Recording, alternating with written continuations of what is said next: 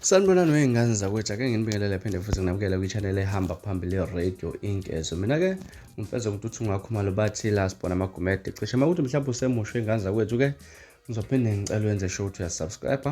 Ungakhohlwa ungilandela ku-Facebook @Radio Inkezo. Iy'ngane zakwethu-ke idida abantu abaningi ipost yegcwamele ishayifake manje laphana ekhasini lakhe ku-Facebook Mthandeni Mangele. Laphana-ke ipost ingane zakwethu engicabanga kade lendela abantu abaningi umva nje kokusabalala kwamavidiyo uMthandeni abonakala-ke engathi bekade yohlangabeza omunye wemama wey'ngane zakhe uMakampumpu. uMakampumpu wey'ngane zakwethu-ke sokhumbuleka ukuthi-ke wagcina ehambe laphana nensizwa zomsoco umfoka Khumalo-ke lapha kusabalela ikliphu esho ukuthi yena uma ngabe ethanda asengabuyela laphana kuMthandeni. Laphana ikliphu izinto engikhuluma ngazo engicabanga ukuthi-ke sike sakhuluma ngazo esiyaye sasifaka laphana kuyona le channel. Ngicabanga uma ukuthi mhlambe khona ukweqelo sengabuye ulandela kumavidiyo engithe ukuwafaka osukwini lanamhlanje uzibonele ividiyo laphana ukusuka nokuhlala kwalolu daba. Ngane zakwethu-ke uMthandeni ufike wabhala ku-Facebook ukuthi kwavele kwamanzi nte wasefaka i-emoji yamanzi laphana, kodwa le emoji wengane zakwethu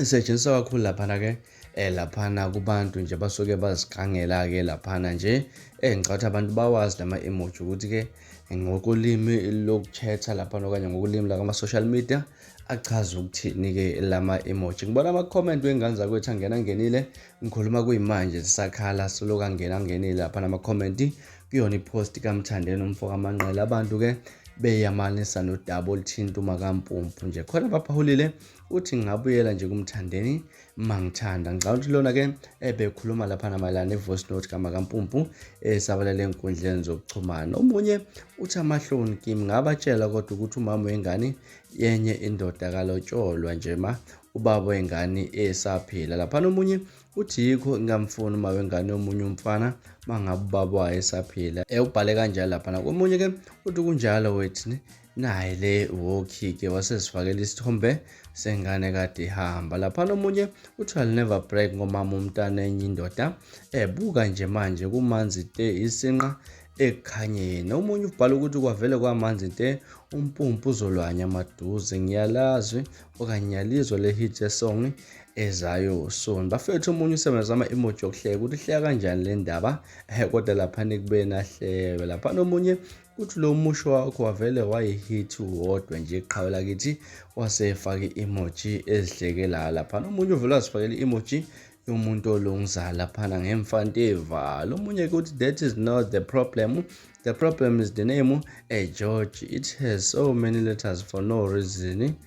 I mean George was fine. Ubhale kanjalo ngane zakwethu angazi ukuthi le nkulumo echaza ukuthini, kodwa-ke ngicabanga abaningi bazoyiqonda. Ngane zakwethu maningi kakhulu ama-comment angenele kwipost kaMthandeni, singeke size siwaqede ngenxa yobuningi bawo laphana, nanokuthi kamanye alokhu engene njalo njengoba nje kuqhubeka okanye sikhuluma kuyimanje asangena. Mhlawumbe kuthini okwakukuvo okanye ukuphawula ngalolu daba ake sivele sihlane comment section kongixoxele kabanzi ukuthi wena lithini olwakho uvo ngalolu daba. Ngane zakwethu ngila sponsor ngiphuma kanjena kodwa ngithembisa ukuthi ngiyabuya funa ezinye izindaba ezilandelayo kwividiyo elandelayo. Kwakho ukusubscribe nesiphatha kahle nibe nosuku olumnandi, ngithanda kakhulu.